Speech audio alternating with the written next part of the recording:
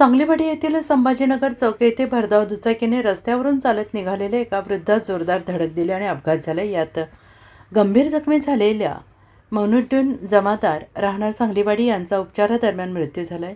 सदरचा अपघात हा गुरुवार दिनांक 13 ऑगस्ट रोजी सकाळी 9:15 वाजण्याच्या सुमारास झाला। या प्रकरणी रफिक मौनुद्दीन जमादार वय वर्ष 52 राहणार सांगलीवाडी यांनी सांगली शहर पोलिसात फिर्याद दिली।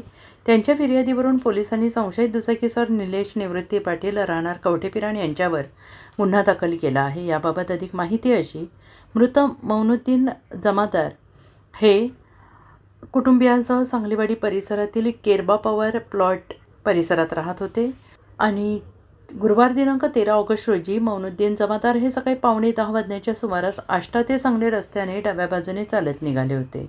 सांगलीवाडी परिसरातील संभाजीनगर चौकानजीक असणाऱ्या सद्गुरू ऑटो वर्क्स नजीक ते आले असता मागून भरधाव वेगाने येणाऱ्या दुचाकीने क्रमांक MH10EG 3267 त्यांना जोराची धडक दिली। यामध्ये ते गंभीर जखमी झाले। त्यांना तातडीने उपचारासाठी दाखल केले, मात्र उपचारादरम्यान त्यांचा मृत्यू झाला आहे।